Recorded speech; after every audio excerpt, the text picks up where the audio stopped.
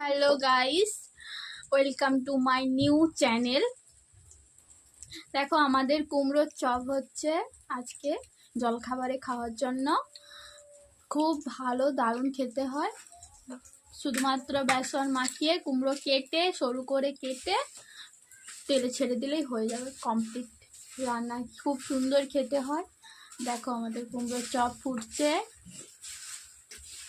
এবার এই কতগুলা হয়ে গেছে, আবার হবে।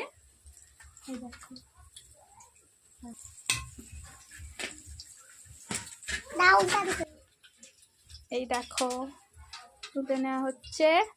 এবার সবাই মিলে আমরা খাবো। এই দেখো কি সুন্দর কুড়মুড়ে হয়েছে।